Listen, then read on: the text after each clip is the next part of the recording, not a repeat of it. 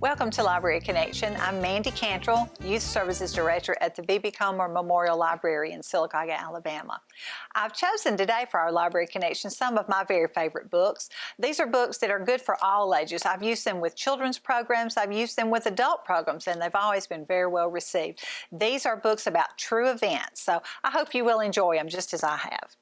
The first one is Two Bobbies, a true story of Hurricane Katrina, friendship, and survival. This book is written by Kirby, Larson, and Mary Nethery. Neither Bobby the dog nor Bobcat has a tail, and some say that's what brought them together. No one knows for sure how they met. Perhaps their owner had a soft spot for pets with no tails. But the two Bobbies, as they've now come to be known, were each exactly the friend the other needed at exactly the right time. And this is their story. The city of New Orleans on the mighty Mississippi is a place many people and pets call home. Jamming with jazz and dressing up fancy for Mardi Gras, it bustled with life day and night. But on August 29, 2005, Hurricane Katrina bore down on the city and everyone who lived there, including a wisp of a cat and one puppy. Winds roared to 110 miles an hour. Rain pounded hard and fast. Strong winds pushed walls of water from the Gulf of Mexico into Lake Pontchartrain. Some of the levees holding back the lake gave way. Water poured into the city, deeper and deeper. People who had stayed through the storm were finally forced to leave their homes. They had to say goodbye to everything they loved. Many were told they could not take their pets.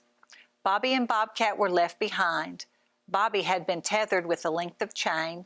Bobcat stayed by her side. Together, in the silent heat, they waited for help to come. After the storm, volunteers from across the country came to New Orleans to lend a hand. They brought food and water. They rescued people stranded on the roofs of their homes, and they rescued many animals. But with so much damage and confusion, the two Bobbies were not rescued. Their food and water gone, Bobby finally broke free. She dragged along the broken chain with Bobcat close beside her. In the early days after the hurricane, the two Bobbies tried to make their way around oily water littered with debris. After the waters receded, they traveled the buckled streets with no place to call home. Month after month passed as Bobby and Bobcat wandered the devastated city. Their days and nights were filled with danger. Packs of hungry, homeless dogs roamed the streets, fighting smaller animals for food. Were Bobby and Bobcat chased away from any scraps they might have found? With little food to eat or clean water to drink, Bobby's ribs began to show. Bobcat's brown sugar markings started to fade to a dull white. One day in January, 4 long months later, Bobby and Bobcat strayed onto a job site. A construction crew hammered and sawed, fixing up a motel damaged by the hurricane. A worker's dog rushed over to play with Bobby. The dog's owner, Rich, noticed Bobcat too. He saw how thin the two strays were and began feeding them. He trimmed Bobby's chain, leaving enough to jingle on the ground because Bobcat liked to follow it. But every time Rich tried to touch Bobcat, Bobby growled. After a week of caring for the two Bobbies, Rich got some bad news when his boss came to the job site. He had given permission for 1 dog, but not 2 dogs and a cat. He said Bobby and Bobcat had to go. Rich was determined to take them to a safe place, but Bobby still growled whenever Rich got too near Bobcat. She would not let him pick up or even touch her friend. So Rich rattled a bowl full of kibble. Bobby followed the food to Rich's van, and Bobcat followed Bobby. Rich drove them to a temporary shelter that Best Friends Animal Society had set up in Celebration Station, a former video game arcade. The shelter was completely filled with homeless dogs and cats, but a volunteer welcomed them in, even naming them Bobby and Bobcat for their bobtails. They were placed in separate rooms. All night long, Bobby howled and barked. Bobcat paced back and forth. No one could sleep with Bobby making such a ruckus, so volunteers made a large pen for her and put Bobcat in his small carrier inside Bobby's new cage. Bobby lay in front of Bobcat and whimpered. The volunteers opened the small cage to see what would happen. The two Bobbies touched noses, together again at last. For the next few minutes, the volunteers studied Bobby and Bobcat. They noticed how Bobcat stayed close to Bobby. They saw how he walked with his neck stuck out and how he carefully lifted his front paws, placing them down as if he were unsure of what he might step on. Someone waved a hand in front of Bobcat's face. Bobcat didn't jump back. Another volunteer waved her hand. Bobcat didn't even blink. Everyone was stunned. Bobcat was blind. All that time on their own, Bobby had been Bobcat's seeing eye dog. The volunteers and even an ace pet detective searched for their family with no success. 1 month later, Celebration Station closed its doors. But Bobby and Bobcat still did not have a home. There was only one thing left to try. The two Bobbies made a television appearance on CNN's Anderson Cooper 360. The very next day, the Best Friends volunteers left New Orleans. One of them drove Bobby and Bobcat to the Best Friends Animal Sanctuary in Utah, where they would stay until a new family could be found. They were on their way west when the news came in. Hundreds of people wanted to adopt them. It would take a very special family to adopt them together. The volunteers made a list and invited everyone on it to come and meet the two Bobbies. Only Melinda and her Boston Terrier Gus Gus made the long trip to Utah. That night, Bobby and Bobcat had a sleepover with Melinda and Gus Gus in one of the cottages on the sanctuary grounds. Would the two Bobbies choose Melinda? The next morning, everyone knew the answer. Bobby and Bobcat were stuck to Melinda like Velcro. They also liked Gus Gus, and he liked them. Finally, Bobby and Bobcat had found their new family. Now they live with Melinda, Gus Gus, and Amelia on a ranch in southern Oregon. Bobcat has a window seat to sit in. He likes to play with the robot vacuum cleaner. He turns it on all by himself. Bobby helps with the ranch chores. She goes along on horse rides. On hot days, she lounges in the frog and fairy pond. And at the end of every day, Bobby and Bobcat snuggle up together. They have toys and treats and lots of new friends, even a camel. Best of all, they have each other. Now here's a picture of the real Bobby and Bobcat. The two Bobbies lost their family and everything dear to them when Hurricane Katrina hit. After they came to live with Melinda, the veterinarian discovered debris and grit deep inside Bobcat's ear canals. His right eardrum was broken. Did Bobby snatch Bobcat from the dirty floodwaters that had filled New Orleans? No one will ever know, but it is very likely that a blind cat like Bobcat would not have made it without Bobby's protection. Thank you so much. I hope you've enjoyed this book. We're going to pause for a commercial break, and I'll be right back with another great story. While you're at home with family for the next few weeks, don't put off scheduling home repairs. Call Ox Foundation for a free estimate. With more time at home, you tend to notice things you haven't in the past. Mold and moisture in your basement or crawl space, uneven driveways, stair-step cracks in your exterior brick, uneven floors and doors. If your home is showing weakness, it's time to get strong. How strong? Ox Strong. Stay strong, Alabama. We're facing unprecedented times, and prayer and positive thought are antidotes for our anxiety.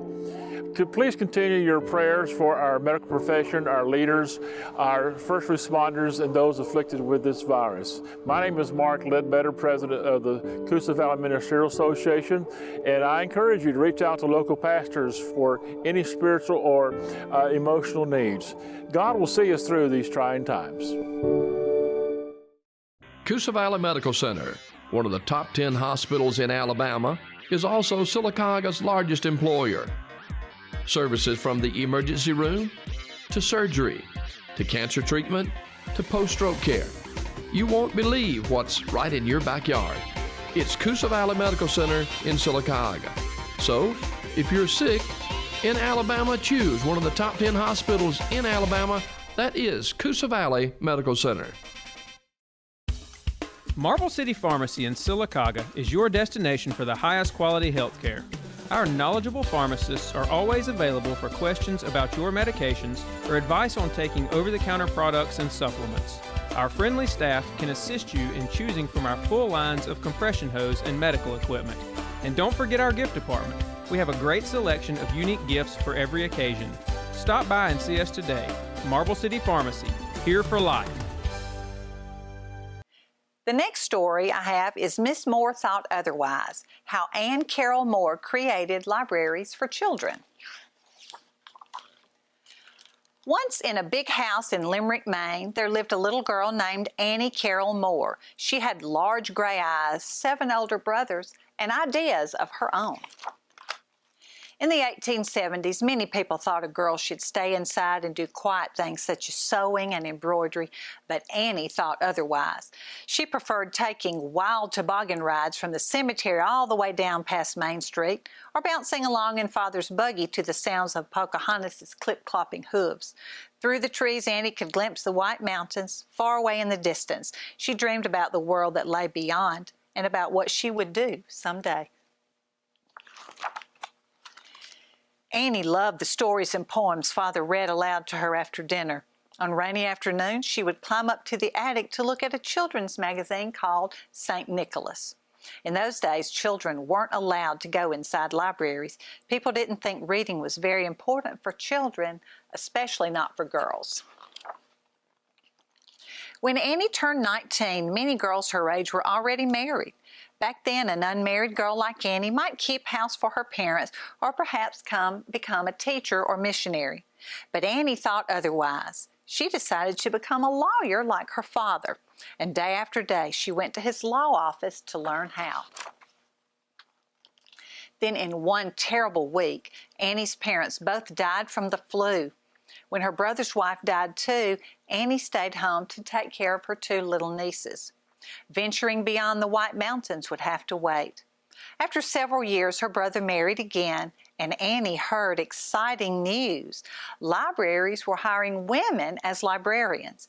Annie packed her bags and traveled to Brooklyn, New York, to enroll in the Pratt Institute Library School.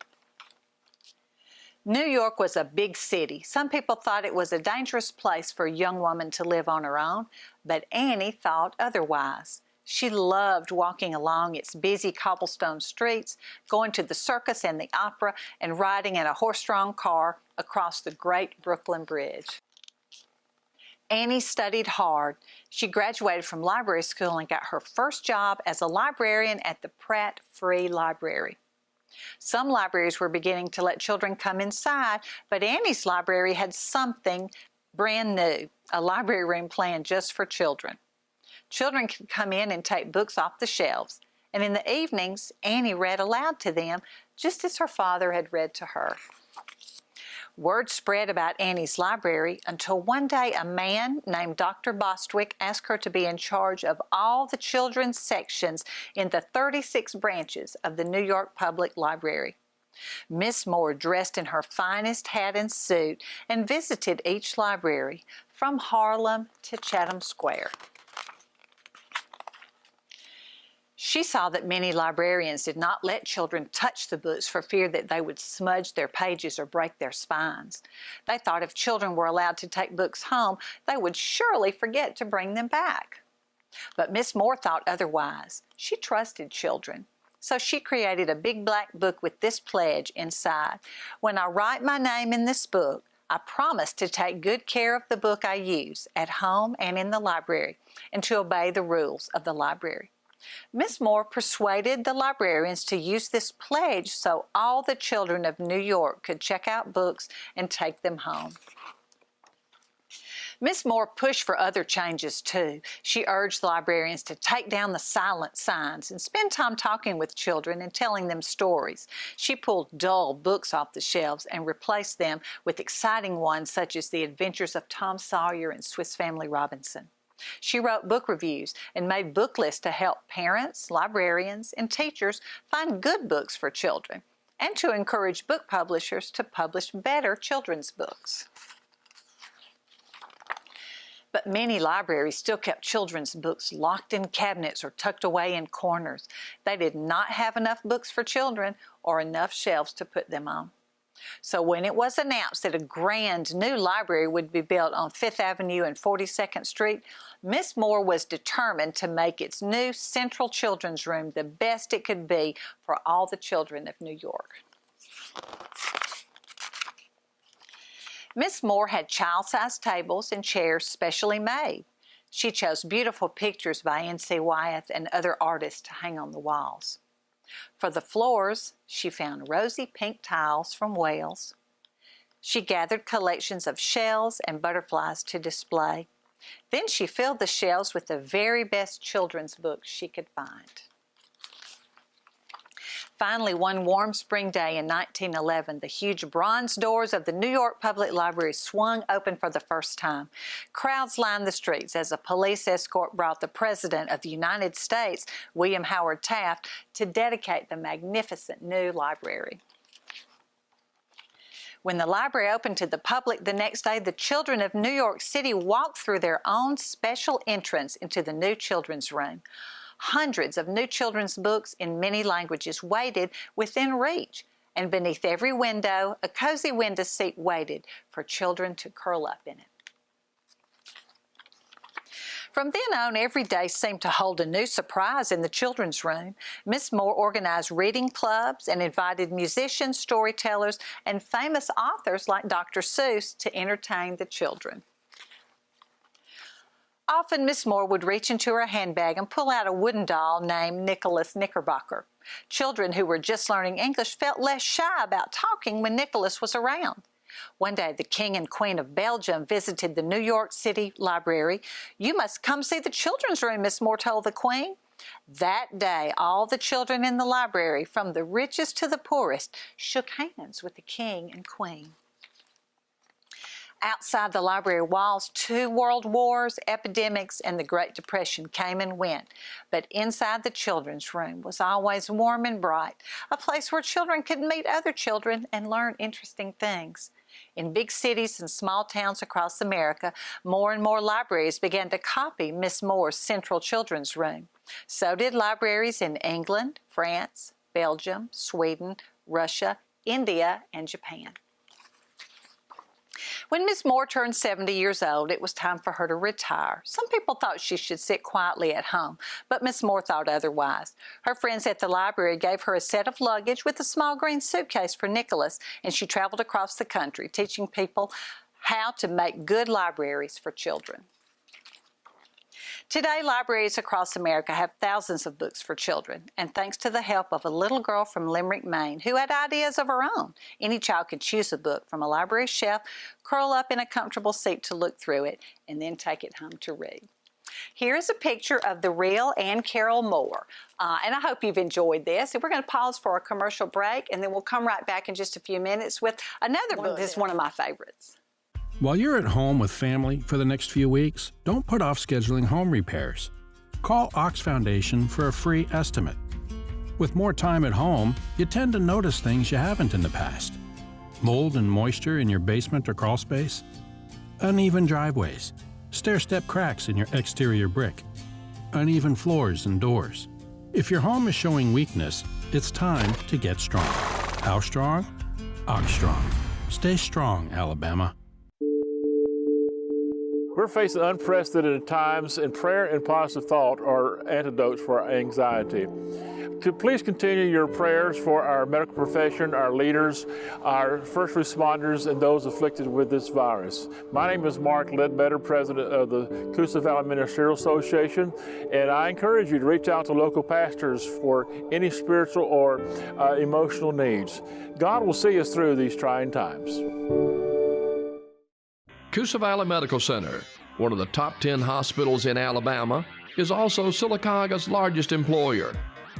Services from the emergency room to surgery to cancer treatment to post-stroke care. You won't believe what's right in your backyard. It's Coosa Valley Medical Center in Sylacauga.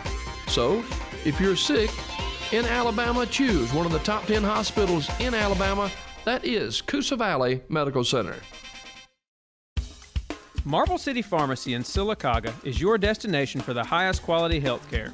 Our knowledgeable pharmacists are always available for questions about your medications or advice on taking over-the-counter products and supplements.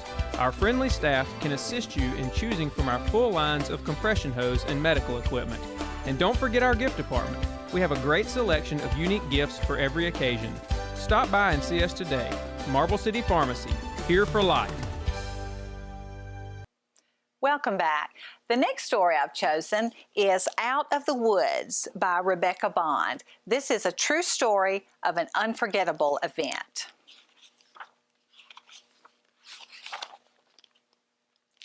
Antonio Willie Giroux lived in Ontario, Canada, in the town of Galganda, on the edge of Galganda Lake, in a hotel his mother ran.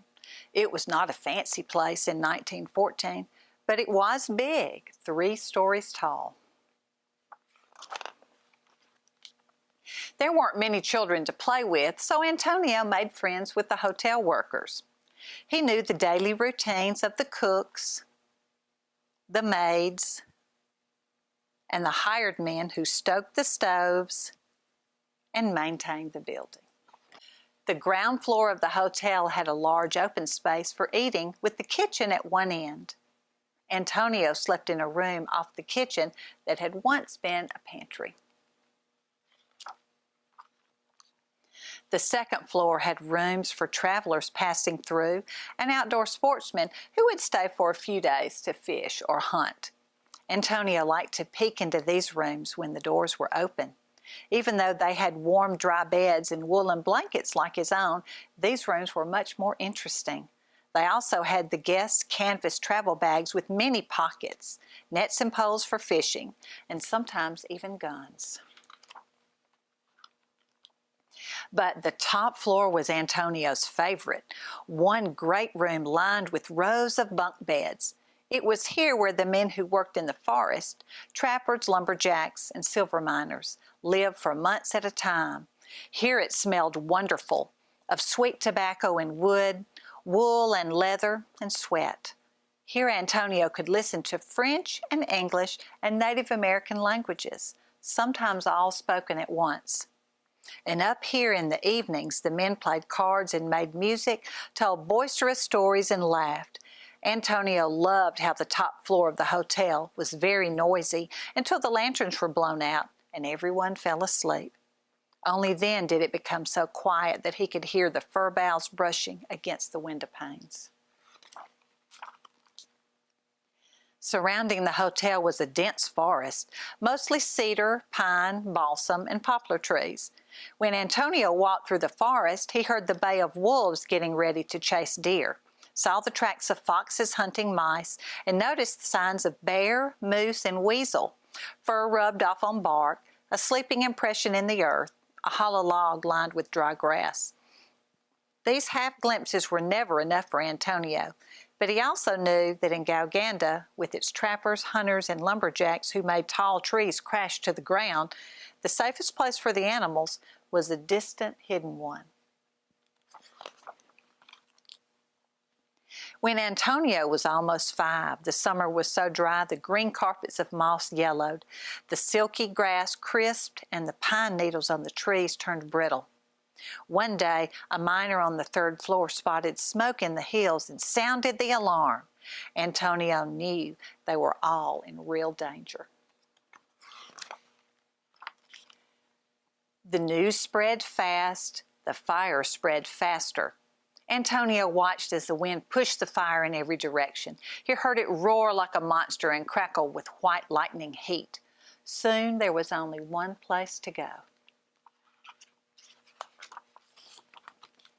All the people of Galganda, hotel guests, trappers, lumberjacks, silver miners, cooks, maids, hired men, Antonio's mother, and Antonio went into the lake.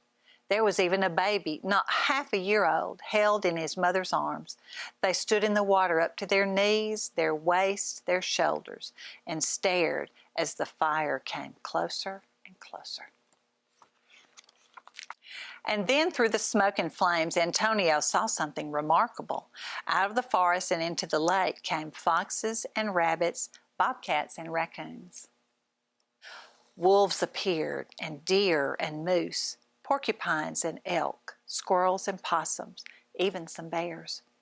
Antonio watched as all the animals came out of the thickets and down from treetops and stood in Galganda Lake as the forest around them burned. Wolves stood beside deer, foxes beside rabbits, and people and moose stood close enough to touch. Antonio smelled the steam rising off the animals' wet fur, saw their chests lifting and falling in steady rhythm, and felt their hot animal breath. Antonio didn't know how long everyone stood there, but it felt like several days. The fierce fire and smoke made the sky so black no one could tell whether it was day or night. Finally, the monster stopped roaring. The red flames blew themselves out. The black sky turned charcoal gray, heather gray, and then almost blue. It was safe at last to leave the lake. Miraculously, the hotel had not burned down. Antonio went back to sleeping in the room next to the kitchen. Hotel guests still had rooms on the second floor with warm, dry beds and woolen blankets. The trappers and lumberjacks and miners returned to their bunks on the third floor. Antonio continued to live in Gauganda for the next 10 years of his life.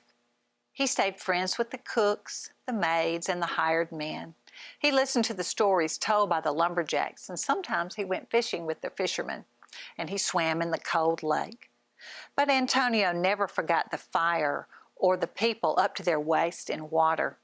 Mostly he never forgot how he had watched that distance between animals and people disappear in the summer of 1914 when he was almost 5 years old. Here's a note from the author, and here's a picture of Antonio Willie Giroux. This is a true story, says the author. Antonio Willie Giroux was my grandfather. He lived in the Gauganda Hotel until he was 14 years old when he moved to the United States and learned to speak English. He had spoken only French until then. I know many stories about my grandfather, about the farm he had for many years, about the carpentry work he did all over the state of Vermont, even about his joyful reunion with Native American half-siblings, brothers and sisters he learned about only when he was an old man. But it is this story of Papa that is my favorite. He told it to his children, and my mother told it to me. Though my children will never know Antonio Willie Giroux, I will tell them this story of their great-grandfather and that remarkable thing that happened to him when he was a boy in Gauganda, Ontario. Well, I hope you've enjoyed these stories. I've enjoyed sharing them with you. They're some of my favorites.